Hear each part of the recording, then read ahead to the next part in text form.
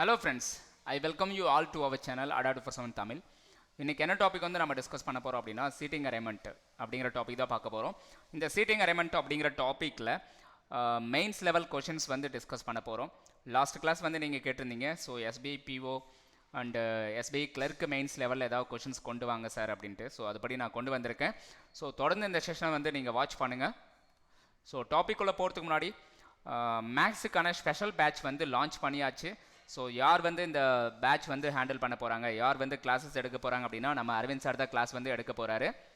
So இதில் வந்து என்னென்ன டாபிக்ஸ் எல்லாம் கவர் பண்ண போகிறாங்க, எந்தெந்த எக்ஸாமுக்கான டாபிக்ஸ் எல்லாம் கவர் பண்ண போகிறாங்க அப்படின்னா பேங்க் எக்ஸாமுக்கான டாபிக்ஸும் கவர் ஆகிடும் டோட்டலாக. அண்டு எஸ்எஸ்சி ரயில்வே இந்த எல்லா எக்ஸாமுக்கான டாபிக்ஸ் எல்லாமே கவர் ஆகிடும். ஒன்ஸ் நீங்கள் இந்த ஸ்டடி பிளான் வந்து கோத்ரோ பண்ணுங்கள். ஜாயின் பண்ணுறதுக்கு முன்னாடி கோத்ரோ பண்ணிட்டு நீங்கள் சாட்டிஸ்ஃபைடாக இருந்தால் அதுக்கப்புறமாவே நீங்கள் ஜாயின் பண்ணலாம். இதுக்கான ஃபீஸ் அப்படின்னு பார்த்தா 999 மென்ஷன் பண்ணியிருக்காங்க. Y207 அப்படிங்கிற கூப்பன் கோட் என்ட்ரு பண்ணால் ஜஸ்ட் 479 ருபீஸ்க்கு வந்து இந்த கோர்ஸ் வந்து அவைலபிளாக இருக்கும் with 1 year validity. Okay, so இதுக்கான கிளாஸஸ் வந்து 10லேருந்து 12. ஸோ ஒவ்வொரு நாளும் வந்து 2 hours கிளாஸ் இருக்கும். எப்போ கிளாஸ் ஸ்டார்ட் ஆகுது அப்படின்னா June 3லேருந்து கிளாஸஸ் வந்து ஸ்டார்ட் ஆக போகுது. ரெகுலராக கிளாஸஸ் வந்து போயிட்டுருக்கும்.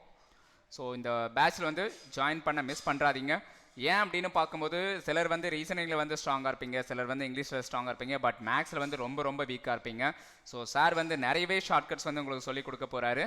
ஸோ மிஸ் பண்ணிட வேண்டாம், எல்லாருமே வந்து என்ரோல் பண்ணிவிடுங்க. ஓகே, ஸோ இப்போ கொஷின்ஸ்குள்ளே போயிடலாம். ஃபஸ்ட்டு கொஷின் பாருங்கள் என்ன கொடுத்துருக்காங்க அப்படின்ட்டு.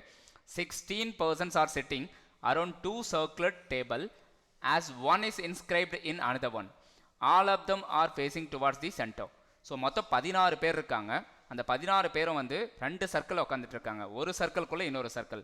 அப்போது என்ன விஷயம் அப்படின்னா அந்த 2 சர்க்கிள் இருக்கக்கூடிய பர்சன்ஸ் எல்லாருமே அவுட்டர் சர்க்கிள் இருக்கக்கூடிய பர்சன்ஸ் வந்து இன்னர் சர்க்கிளில் இருக்கக்கூடிய பர்சனுக்கு பின்னாடி உட்காந்துட்டு இருக்கிறதா சொல்லியிருக்காங்க. Exactly behind the person sitting at inner circle அப்படின்னு சொல்லியிருக்காங்க. அதாவது என்னென்னா இன்னர் சர்க்கிளில் 8 பேர் இருக்காங்கன்னா அவுட்டர் சர்க்கிளில் 8 பேர், அதான் சொல்லியிருக்காங்க இந்த இடத்துல. A to H 8 persons sitting in inner circle, remaining 8 persons sitting in outer circle அப்படின்னு சொல்லியிருக்காங்க. இன்னர் சர்க்கிளில் வந்து 8 பேர் இருக்காங்க, அவுட்டரில் இருக்கக்கூடிய சர்க்கிள் வந்து 8 பேர் இருக்காங்க. இந்த இன்னர் சர்க்கிளில் இருக்கக்கூடிய அந்த 8 பேருக்கு பின்னாடி தான் அவுட்டர் சர்க்கிளில் இருக்கக்கூடிய அந்த 8 பேரை உட்காந்துட்டு இருக்கிறத இந்த இடத்துல சொல்லியிருக்காங்க. கிளியரா? ஸோ இப்போது ஸ்டேட்மெண்ட்ஸ்குள்ளே போயிடலாம். ஸ்டேட்மெண்ட்ஸ்குள்ளே போகிறதுக்கு முன்னாடி முதல்ல இதுக்கான டயக்ராம் ட்ரா பண்ணிடலாம் நம்ம. ஓகே, 2 சர்க்கிள் நம்ம ட்ரா பண்ணிடலாம். ஸோ இந்த இடத்துல இன்னொரு அரேஞ்ச்மெண்ட் வரும் இல்லையா, பாசிபிலிட்டி கேஸ், அதுக்காக இன்னொரு டயக்ராமும் நம்ம ட்ரா பண்ணிக்கலாம். ஓகே, ஸோ ஃபஸ்ட் ஸ்டேட்மெண்ட் என்ன சொல்லியிருக்காங்க அப்படின்னு பாருங்கள். A sets second to the right of E அப்படின்னு சொல்லியிருக்காங்க. இன்னொரு பாயிண்ட் என்ன அப்படின்னா இங்கே இருக்கக்கூடிய அத்தனை பேருமே ஃபேஸிங் சென்டர், அதை மறந்துடக்கூடாது. சரியா? All the 16 persons are facing towards the centre. Facing centre அப்படின்னா லெஃப்ட் சைடு அப்படிங்கிறது எல்லாருமே ஃபேஸிங் சென்டர். அப்போ லெஃப்ட் சைடு அப்படிங்கிறது clock wise moment, right side அப்படிங்கிறது ஆன்டி கிளாக் வைஸ் மூமெண்ட்டு. கிளியராக? இதை மறந்துடக்கூடாது. ஃபேஸிங் சென்டர் அப்படின்னு வரும்போது A set second to right of E, இந்த ஏலேருந்து ஹெச் வரைக்கும் இருக்கக்கூடிய அத்தனை பேரும் இன்னர் சர்க்கிளா அவுட்டர் சர்க்கிளா? Inner circle. அது நோட் பண்ணி வச்சலாம் இங்கவே. A B C D E F G H, இந்த 8 பேரும் இன்னர்.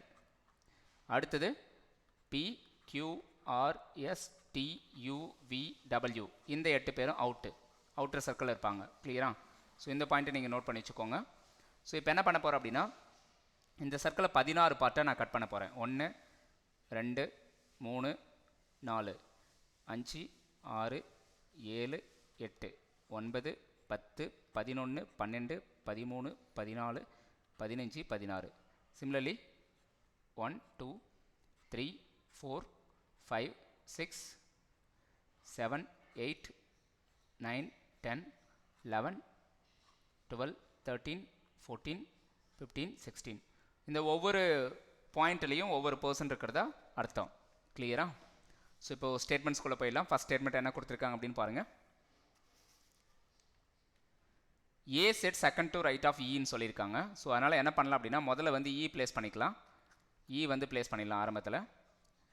இ உடைய செகண்ட் ரைட்டில் யார் இருக்கான்னு பாருங்கள். 1 2, இந்த இடத்துல ஏ வரணும். ஈ உடைய செகண்ட் ரைட்டில் ஏ இருக்கிறதா சொல்லியிருக்காங்க. கிளியரா?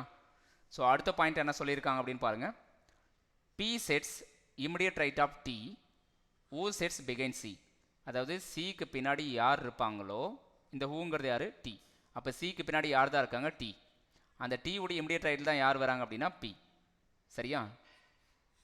ஸோ இது ஒரு பாயிண்ட்டு. அடுத்தது V sets second to the left of the one who sets பிகைன் பி. பிக்கு பின்னாடி யார் இருக்காங்களோ அந்த பர்சனுக்கு செகண்ட் லெஃப்டா ரைட்டா லெஃப்ட் செகண்ட் லெஃப்ட் அந்த பர்சனுக்கு செகண்ட் லெஃப்டில் யார் வராங்க அப்படின்னா வி. கிளியரா? ஸோ இப்போ இந்த ஸ்டேட்மெண்ட் நம்ம ப்ளேஸ் பண்ணிடலாம். ஏன் அப்படின்னா இல்லை இப்போவும் ப்ளேஸ் பண்ண முடியாது, பி நம்மக்கிட்ட இல்லை அதனால் ப்ளேஸ் பண்ண முடியாது. வெயிட் பண்ணுங்கள். W sits behind the one who faces B. So பிக்கு பின்னாடி யார் இருக்காங்களோ அந்த பர்சனை யார் ஃபேஸ் பண்ணுறதா சொல்லியிருக்காங்க W. கிளியரா? ஸோ இதை எரேஸ் பண்ணிடலாம் இந்த பாயிண்ட்ஸை.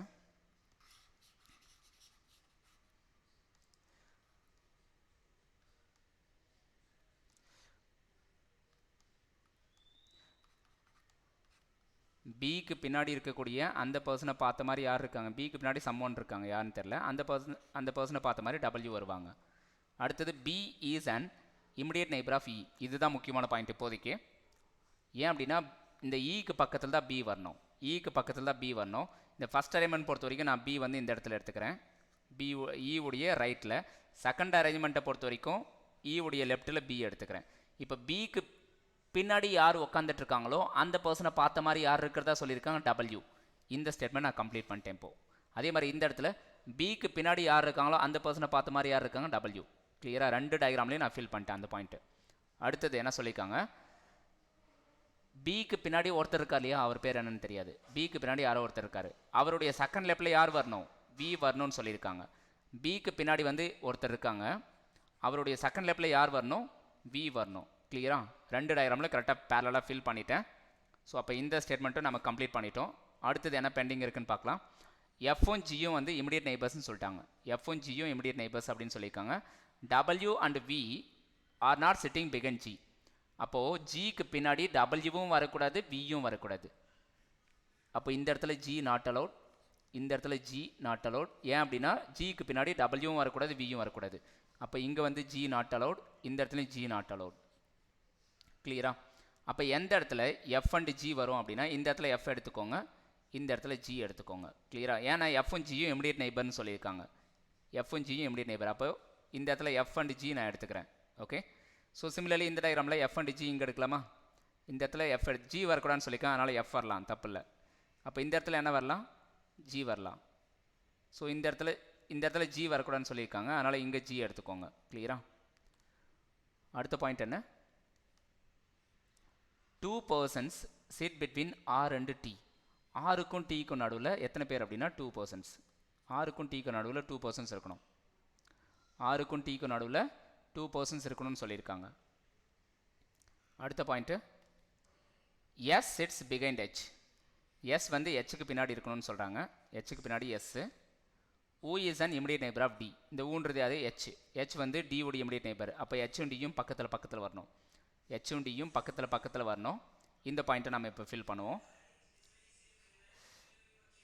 ஸோ எந்த இடத்துல ஹெச் வரும் அப்படின்னு பாருங்கள். எந்த இடத்துல ஹெச் வரும் அப்படின்னா இங்கே ஜி வந்து ரிமூவ் பண்ணியிருக்கோம் பாருங்கள். அந்த இடத்துல என்ன பண்ணலாம் அப்படின்னா ஹெச் எடுத்துக்கலாம். ஓகே. இந்த இடத்துல ஹெச் எடுத்துக்கலாமா? ஹெச் எடுத்தால் ஹெச்சுக்கு பின்னாடி தான் எஸ் வரணும்ல. அப்போ இந்த இடத்துல ஹெச் எடுங்க, இந்த இடத்துல டி பிளேஸ் பண்ணிவிடுங்க. ஹெச்சுக்கு பின்னாடி யார் வரணும், எஸ் வரணும். அதனால் இந்த இடத்துல நான் ஹெச் பிளேஸ் பண்ணிக்கிட்டேன். ஹெச்சுக்கு பின்னாடி தான் எஸ் வரணும். ஹெச் வந்து யாரோட இமிடியேட் நெய்பர் அப்படின்னு பார்த்தா டியோட இமிடியேட் நெய்பர். கிளியரா? ஹெச் வந்து யாரோட இமிடியேட் நெய்பர், டியோட இமிடியேட் நெய்பர். ஸோ அடுத்தது சிக்கு பின்னாடி யார் வரணும் அப்படின்னா டி வரணும்னு சொல்லியிருக்காங்க. சி உடைய பிகைண்டில் யார் வரணும்னு சொல்லியிருக்காங்க. சி உடைய பிகைண்டில் யார், டி. அந்த டி உடைய இமிடியேட் ரைட்டில் யார் வரணும், பி. ஸோ இந்த பாயிண்ட்டை ஃபில் பண்ணிடலாம். சிக்கு பிகைண்டில் யார் வரணும், டி. அந்த டி உடைய இமிடியேட் ரைட்டில் யார் வரணும், பி. ஸோ இது வரைக்கும் ப்ளேஸ் பண்ணிட்டோம். இப்போ எந்த இடத்துல ஹெச் எடுக்கணும், இந்த ஃபஸ்ட் அரேஞ்ச்மெண்ட் பொறுத்த வரைக்கும், ஃபஸ்ட் கேஸ் பொறுத்த வரைக்கும் இந்த இடத்துல ஹெச், இந்த இடத்துல டி வரலாம், அல்லது இந்த இடத்துல டி வரலாம், இந்த இடத்துல ஹெச் வரலாம். சரியா? ஸோ இப்போ எஸ் வந்து எங்கே எடுக்கிறது, இங்கேயா தெரில, டவுட்டாக இருக்குது. இது கொஞ்சம் லென்த்தியாக போகுதுன்னு நினைக்கிறேன். ஸோ இது வந்து பர்ஃபெக்டாக போயிட்டுருக்கு. செகண்ட் கேஸ் வந்து பர்ஃபெக்டாக போயிட்டுருக்கு, எந்த பிரச்சனையும் இல்லாமல். செகண்ட் கேஸ் படியே நம்ம ட்ராவல் பண்ணிடலாம். ஸோ செகண்ட் கேஸ் படி நம்ம ட்ராவல் பண்ணும்போது அரேஞ்ச்மெண்ட் எப்படி வருது அப்படின்னு பார்க்கலாம். ஸோ இப்போ இது வரைக்கும் என்ன பண்ணியிருக்கோம் அப்படின்னு பாருங்கள். இப்போ பி பிளேஸ் பண்ணிட்டோம், டி பிளேஸ் பண்ணிட்டோம். இந்த டீயை பேஸ் பண்ணி இன்னொரு ஸ்டேட்மெண்ட் நம்ம மிஸ் பண்ணியிருக்கோம். என்ன அப்படின்னு பாருங்கள்.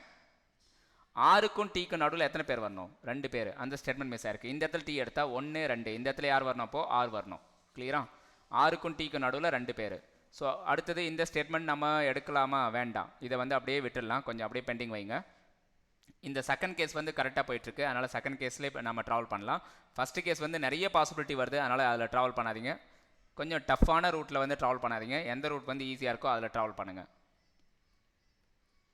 அடுத்தது என்ன சொல்கிறான்னு பாருங்கள். V does not sit behind D. V வந்து Dக்கு பின்னாடி வரக்கூடாதுன்னு சொல்லிட்டாங்க. V வந்து Dக்கு பின்னாடி வரக்கூடாது. Dக்கு பின்னாடி V இல்லை தான். அப்போ இந்த அரைமன் கரெக்டாக தான் போயிட்டுருக்கு.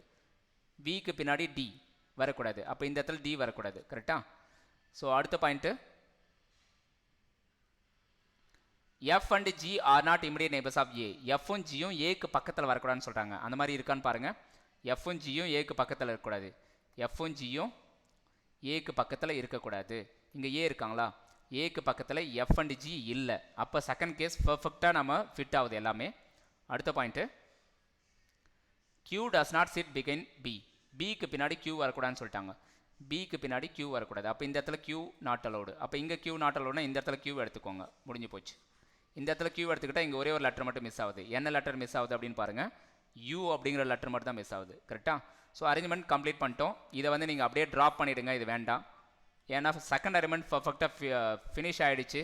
அதனால் அதை மட்டும் நம்ம எடுத்துக்கிட்டு கொஷின்ஸ்க்கு ஆன்சர் பண்ணலாம். ஃபஸ்ட்டு கேஸ் எடுக்க வேண்டாம். ஏன் அப்படின்னா அது இன்கம்ப்ளீட், நிறைய பாசிபிலிட்டிஸ் வருது, அதனால் அதில் ட்ராவல் பண்ண வேண்டாம். ஸோ அதை ரிமூவ் பண்ணிட்டு செகண்ட் கேஸை மட்டும் எடுத்துக்கோங்க. செகண்ட் கேஸ் வந்து அரேஞ்ச்மெண்ட் பர்ஃபெக்டாக கம்ப்ளீட் பண்ணிட்டோம். அதுதான் இந்த கொஷினுக்கான ஆன்சர். ஓகே,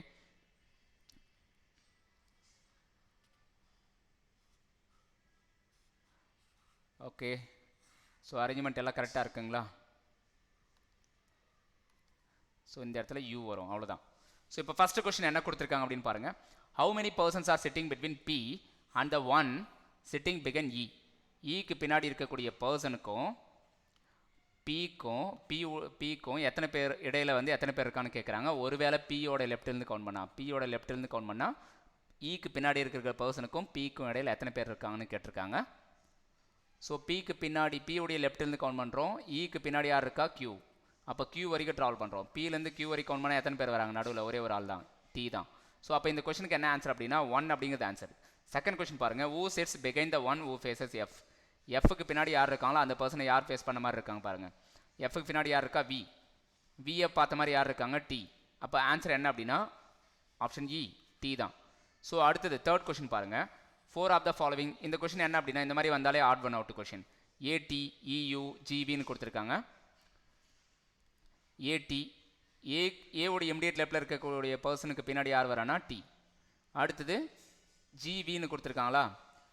ஜிக்கு இமிடியேட் லெஃப்டில் யார் இருக்காங்களோ அந்த பர்சனை பார்த்த மாதிரி யார் இருக்கா? V. பேட்டர்ன் சேமாக இருக்கா? அடுத்தது என்ன கொடுத்துருக்கான்னு பாருங்கள். EUHR. EUHR. க்கு இமிடியேட் லெஃப்டில் இருக்கக்கூடிய பர்சனை பார்த்த மாதிரி யார் இருக்கா? U. HR அப்படி தான் இருக்கா? ஹெச்ஆரும் சேம் பேட்டர்ன் ஃபாலோ ஆகுதானா? இல்லை. ஹெச்சுக்கு இமிடியேட் லெஃப்டில் யார் இருக்கா? D. Dக்கு பின்னாடி R வந்திருக்கணும். R இருக்காங்களா? W இருக்காங்களா? W இருக்காங்க. ஸோ அப்போது அது வந்து பேட்டர்ன் வந்து ஃபாலோ பண்ணல. அப்போ என்ன ஆன்சர் அப்படின்னா இந்த கொஷனுக்கு, ஸோ இதெல்லாம் சிமிலராக இருக்குது. இது எல்லாம் சிமிலராக இருக்குது. இது மட்டும் டிஃப்ரெண்ட்டாக இருக்குது. அப்போ ஆன்சர் எது அப்படின்னா ஆப்ஷன் D தான். ரிமைனிங் எல்லாமே சிமிலர், சேம் பேட்டர்ன் ஃபாலோ ஆகுது. ஆப்ஷன் D மட்டும் சேம் பேட்டர்ன் ஃபாலோ பண்ணல. கரெக்டாக? ஸோ அடுத்தது கொஸ்டின் நம்பர் 4 பார்க்கலாம். Which of the following is true regarding F. F பொறுத்து எது வந்து கரெக்ட் அப்படின்னு கேட்குறாங்க.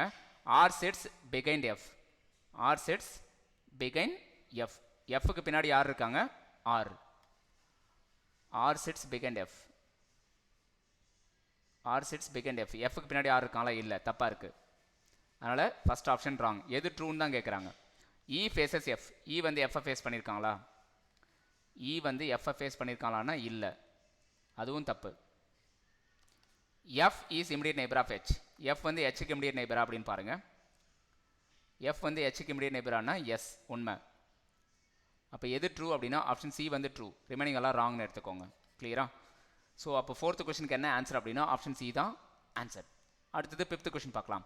If F is related to T, F is related to T, A is related to R, then how is B related to some one. கிளியரா? F வந்து டீயோட எப்படி relate ஆகிறான்னு பார்க்கலாம். F is related to T. அப்போது F வந்து யார் face பண்ணியிருக்காங்களோ அதுக்கு பின்னாடி யார் இருக்கானா டி. அதே மாதிரி பி யார் ஃபேஸ் பண்ணியிருக்கா டி. டிக்கு பின்னாடி யார் வராங்க டபிள்யூ. அப்போ ஆன்சர் என்ன அப்படின்னா இந்த கொஷனுக்கு டபிள்யூ. ஸோ இந்த கொஷனுக்கு என்ன வருது டபிள்யூ. கிளியரா? ஸோ பி வந்து யாரை ஃபேஸ் பண்ணியிருக்காங்கன்னா டபிள்யூ. எஃப் வந்து யாரை ஃபேஸ் பண்ணியிருக்காங்க டி. ஏ வந்து யாரை ஃபேஸ் பண்ணியிருக்காங்க ஆர். அப்போ ஆன்சர் வந்து W. Question number 6. Question number 6 வந்து எப்படி கொடுத்துருக்காங்க அப்படின்னா இது வந்து ஒரு சர்க்குலர் அரேஞ்ச்மெண்ட். அந்த சர்க்குலர் அரேஞ்ச்மெண்ட்டோட என்ன சேர்த்து கொடுத்துருக்காங்கன்னா பிளட் ரிலேஷன் கான்செப்ட் வந்து சேர்த்து கொடுத்துருக்காங்க. இது எப்படி சால்வ் பண்ணுறது அப்படின்னு பார்க்கலாம். பொதுவாக பிளட் ரிலேஷன் கான்செப்ட் வந்து மெயின்ஸ் லெவலில் வந்து கேட்குறது உண்டு. ஸோ அந்த கான்செப்ட் தான் இங்கே கொண்டு வந்திருக்கேன். டோட்டலாக எத்தனை பேர் இருக்காங்க அப்படின்னா ABCDEFGH 8 பேர் இருக்காங்க. எல்லாருமே வந்து ஃபேஸிங் சென்டர் அப்படின்னு சொல்லிட்டாங்க. ஸோ இப்போ என்ன பண்ணலாம் அப்படின்னா முதல்ல வந்து சர்க்கிள் எடுத்துக்கலாம். சர்க்கிள் நான் எடுத்துக்கிட்டேன். சர்க்கிளை வந்து 8 பார்ட்டை நான் டிவைட் பண்ணிடுறேன்.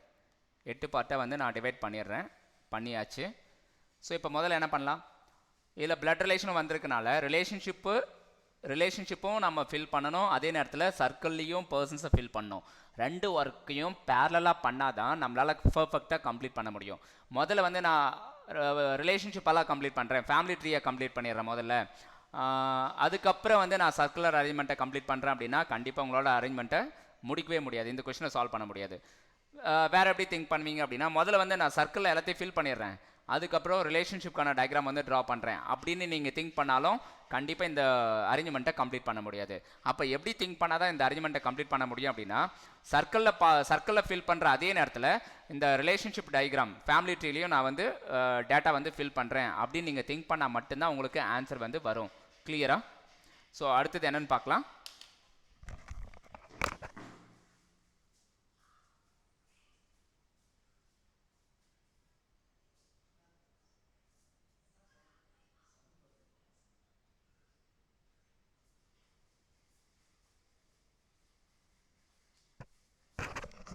ஸோ ஃபர்ஸ்ட் ஸ்டேட்மெண்ட் என்ன கொடுத்துருக்காங்க அப்படின்னு பாருங்க.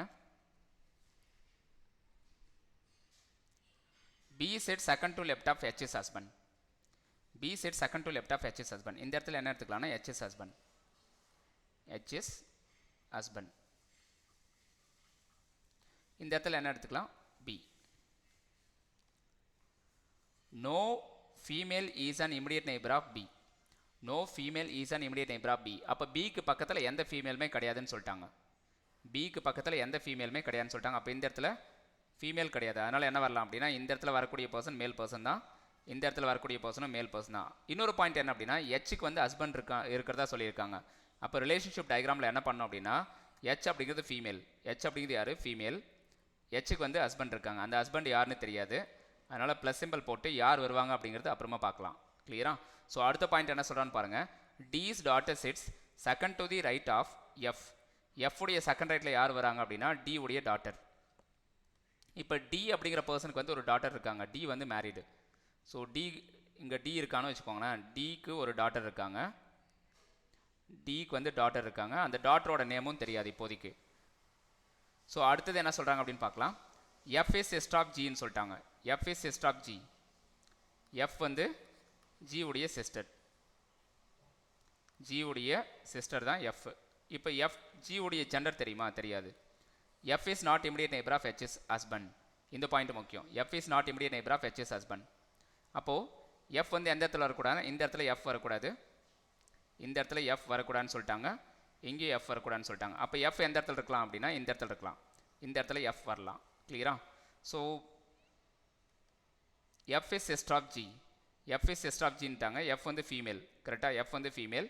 அந்த F அப்படிங்கிறவங்க யாருக்கு வந்து செகண்ட் ரைட்டாக இருக்காங்க, அதாவது D's டாட்டர் இருக்காங்க இல்லையா, D's டாட்டர் வந்து யாருக்கு செகண்ட் ரைட்டாக இருக்காங்க அப்படின்னா Fக்கு செகண்ட் ரைட்டு. அப்போ நம்ம வந்து F வந்து எந்த இடத்துல அஷ்யூம் பண்ணியிருக்கோம், F வந்து எந்த இடத்துல அஷ்யூம் பண்ணியிருக்கோன்னா இந்த இடத்துல F இருக்கலாம் அப்படின்னு அஷ்யூம் பண்ணியிருக்கேன். F வந்து ஃபீமேல் ஆல்ரெடி கண்டுபிடிச்சிருக்காங்க. F female. F உடைய second right, first right second right. F உடைய செகண்ட் ரைட்டில் யார் வரும் அப்படின்னா D's டாட்டர். D's daughter. இந்த இடத்துல D's டாட்டர். இந்த லொக்கேஷனில் D உடைய டாட்டர் வருவாங்க. இந்த இடத்துல F நான் எடுத்திருக்கேன். கிளியரா? வேறு எந்த இடத்துல F வரலாம் அப்படின்னா இந்த இடத்துல F வரலாம், அதுக்கும் பாசிபிலிட்டி இருக்குது. இந்த இடத்துல F வரலாம், அதையும் நான் அஷ்யூம் பண்ணி வைக்கிறேன். பட் இப்போதைக்கு இதை கன்ஃபார்ம் பண்ணல. இந்த இடத்துல இருக்கக்கூடிய எஃப் வச்சு தான் நான் எக்ஸிக்யூட் பண்ணிகிட்ருக்கேன். இந்த இடத்துல எஃப் அப்படின்னா இந்த இடத்துல டிஸ் டாட்டர். இந்த இடத்துல எஃப்னு இருக்குன்னு வச்சுக்கோங்களேன். இந்த இடத்துல டி உடைய டாட்டர் வருமா? இந்த இடம் யாருக்கானது? மேல் பர்சன். டாட்டர் அப்படின்னா அது ஃபீமேல் தானே. அப்போ இந்த இடத்துல எஃப் வருமானா வராது. அதனால் இது எலிமினேட்டட். அப்போ எந்த இடத்துல எஃப் அப்படின்னா இந்த இடம் நம்ம ஃபிக்ஸ் பண்ணது correct.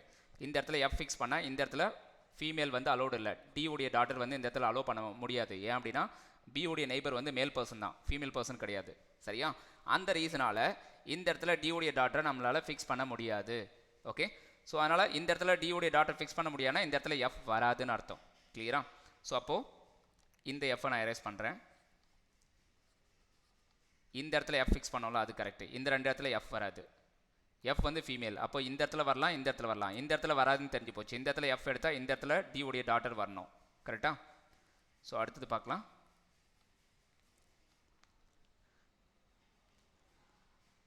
Only one person sits between A and எஃப்னு சொல்லிட்டாங்க.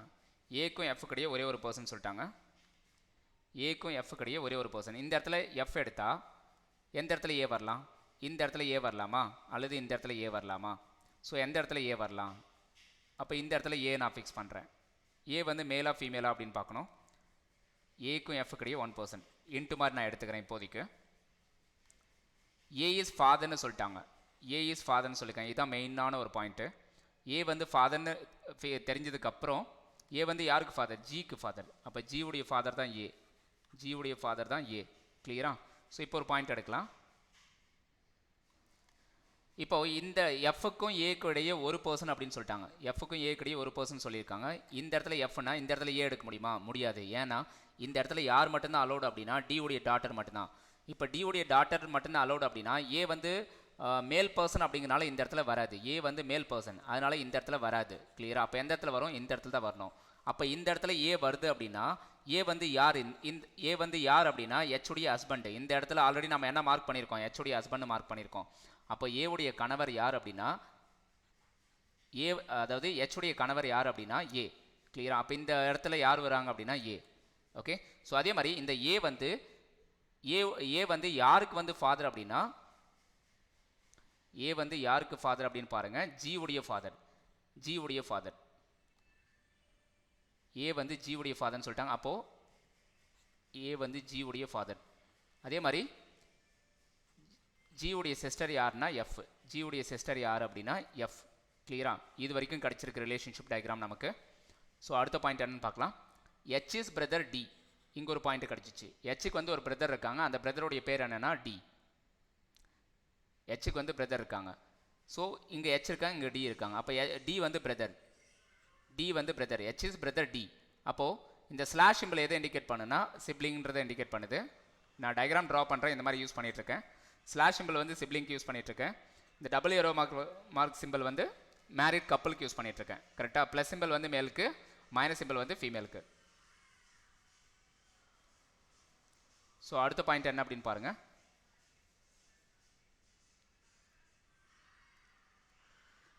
H's brother D sits to the immediate left of H's mother. Sits to the immediate left of H's mother.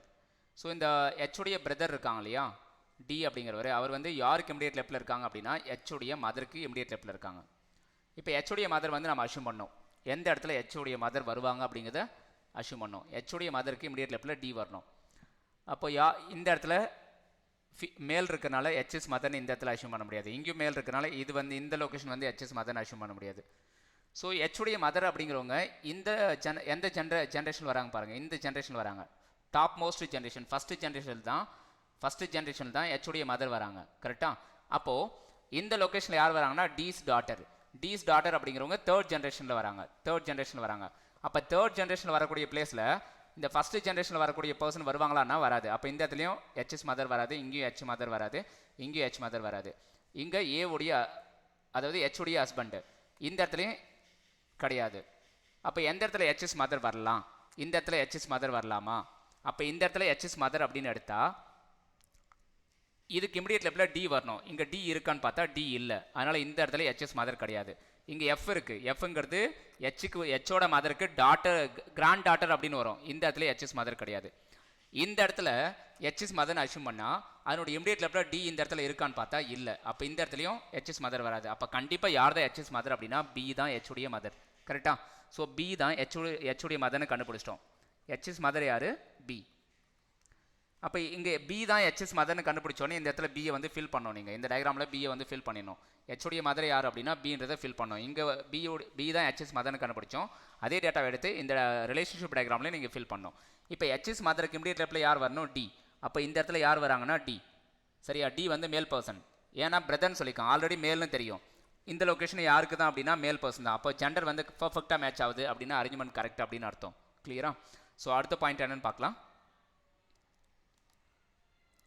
Only one person sits between H's mother and E. Only one person sits between H's mother and E. H's மதருக்கும் E கிடையே ஒரே ஒரு person அப்படின்னு சொல்லிட்டாங்க. இங்கே HS mother அப்படின்னு எடுத்தா இந்த இடத்துல இ வருமானு பார்த்தா வராது, ஆல்ரெடி ஏ இருக்காங்க. அப்போ எந்த இடத்துல இ வரும்னா இந்த இடத்துல தான் இ வரும். கிளியரா? ஹெச்எஸ் மதருக்கும் இ கிடையே ஒரே ஒரு பர்சன். இந்த இ யார் அப்படின்னா டி உடைய டாட்டர் அப்படின்னு ஆல்ரெடி மார்க் பண்ணியிருக்கோம்.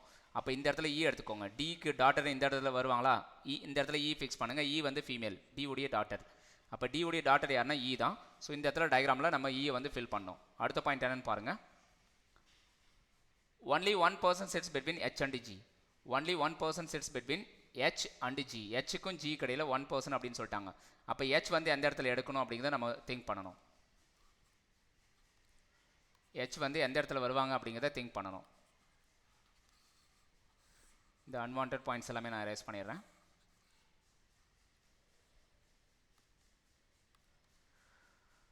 Only one person between H and ஜின்னு சொல்லிட்டாங்க. அப்போ இந்த இடத்துல ஹெச் வரலாம் அல்லது ஜி வரலாம். இந்த இடத்துல ஜி வரலாம் அல்லது ஹெச் வரலாம். இந்த இடத்துல ஹெச் வரலாம் அல்லது ஜி வரலாம். கரெக்டா? ஸோ இன்னொரு பாயிண்ட் என்ன சொல்லியிருக்காங்க அப்படின்னு பார்க்கலாம். இந்த ஹெச்ங்கிறது மேலா ஃபீமேலா அப்படின்னு பார்க்கணும். ஹெச் வந்து ஃபீமேல். சரியா? ஹெச் வந்து ஃபீமேல். ஜிஎஸ் மதர் ஆஃப் சின்னு சொல்லிட்டாங்க. ஜி வந்து மதர். ஜிஎஸ் மதர் ஆஃப் சின்னு சொல்லிட்டாங்க. அப்போ ஜியும் ஃபீமேல் தான், ஹெச்சும் ஃபீமேல் தான். இந்த ஜி வந்து மதர்னு சொல்லிட்டாங்க. இந்த ஜி வந்து மதர் யாருக்கு? சிக்கு மதர். அப்போது இந்த ஹெச்சும் ஃபீமேல் தான், ஜியும் ஃபீமேல் தான். பட் இந்த லொக்கேஷன் யாருக்கு? மேல் பர்சன் தானே. மேல் பர்சனுக்கு தான் இந்த இடம் அலோகேட் ஆகிருக்கு. அந்த இடத்துல ஃபீமேல் 2 பேர் வருவாங்களான்னா வராது. அப்போ இந்த இடத்துல ஹெச்சும் அலோடு கிடையாது, ஜியும் அலோடு கிடையாது. இந்த இடத்துல ஹெச் இருக்கலாம், ஜி இருக்கலாம். இந்த இடத்துல ஜி இருக்கலாம், ஹெச் இருக்கலாம். கரெக்டாக? ஸோ அடுத்த பாயிண்ட் என்ன சொல்கிறான்னு பார்க்கலாம். இ வந்து female. Okay. So next point என்னன்னு பாருங்கள். G is not immediate neighbour of ஈன்னு சொல்லிட்டாங்க. ஈவோட இமிடியேட் நெய்பர் யார் கிடையாது? ஜி கிடையாது. அப்போ ஈக்கு பக்கத்தில் ஜி வரக்கூடாது, கேன்சல் பண்ணுங்கள். ஈக்கு பக்கத்தில் ஜி வரக்கூடாதுன்னா யார் தான் வரணும்? ஹெச் தான் வரணும். இந்த இடத்துல ஹெச் எடுத்துக்கிட்டா இந்த இடத்துல ஜியை நீங்கள் எடுத்துக்கணும், ஹெச்சை கேன்சல் பண்ணிடணும். கரெக்டாக? ஸோ இவ்வளோ தான். அரேஞ்ச்மெண்ட் வந்து பர்ஃபெக்டாக கம்ப்ளீட் பண்ணியாச்சு. அரேஞ்ச்மெண்ட் வந்து 100% நம்ம கம்ப்ளீட் பண்ணிட்டோம். இப்போ கொஷின்ஸ்க்கு ஆன்சர் பண்ணலாம். கொஷின்ஸ்க்கு வந்து இப்போது ஆன்சர் பண்ணிடலாம். ஸோ லாஸ்ட்டாக ஒரு லெட்டர் வந்து நம்ம கம்ப்ளீட் பண்ணாமல் மிஸ் பண்ணியிருக்கோம். ஒரு பர்சன் வந்து மிஸ் ஆகிறாங்க. யார் அப்படின்னா சி. சி அப்படிங்கிற நபர் மட்டும் மிஸ் ஆகிறாங்க. சிங்கிறது இந்த இடத்துல ப்ளஸ் சிம்பிள்னு வந்திருக்கு. ப்ளஸ்னா மேல் பர்சன். அப்போ இந்த இடத்துல ப்ளஸ் சிம்பிள் போட்டுக்கோங்க. டயக்ராம் இவ்வளோ தான். ரிலேஷன்ஷிப் டயக்ராம் இது தான். ரிலேஷன்ஷிப் டயக்ராம் இது. அரேஞ்ச்மெண்ட் இது. கரெக்டாக? இது வந்து அரேஞ்ச்மெண்ட்டு. ஸோ இவ்வளோ ஒர்க் இருக்குது. நம்ம 2 டேட்டாவும் பேரலாக ஃபில் பண்ணிட்டே வந்தால் தான் அரேஞ்ச்மெண்ட்டை நம்மளால் கம்ப்ளீட் பண்ண முடியும். கிளியரா? ஸோ இப்போ ஃபஸ்ட்டு கொஸ்டின் என்ன கேட்டிருக்கான்னு பாருங்கள்.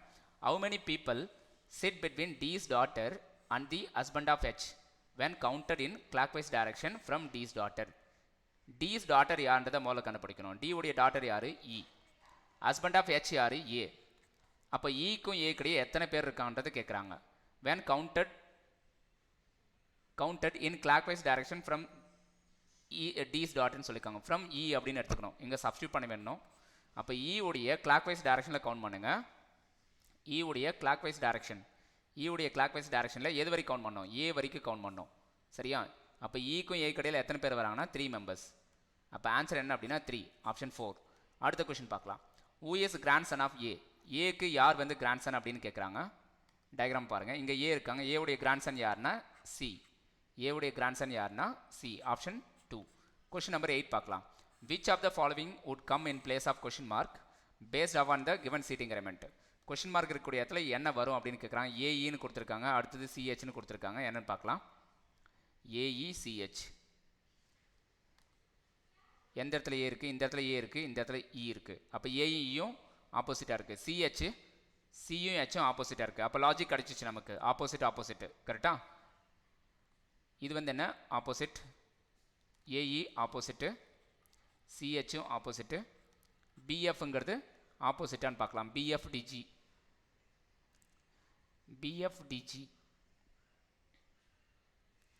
ஸோ அதே மாதிரி இந்த ரெண்டுத்துக்கிடையே நம்ம கேப் வந்து கண்டுபிடிக்கணும். சரியா, இந்த ஃபஸ்ட்டு பேருக்கும் செகண்ட் பேருக்கிடையே கேப் கண்டுபிடிக்கணும்.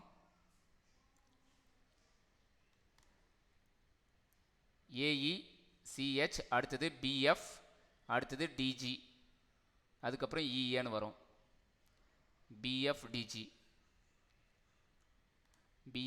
அடுத்தது இஏ வரும் அடுத்த பேர், கரெக்டாக.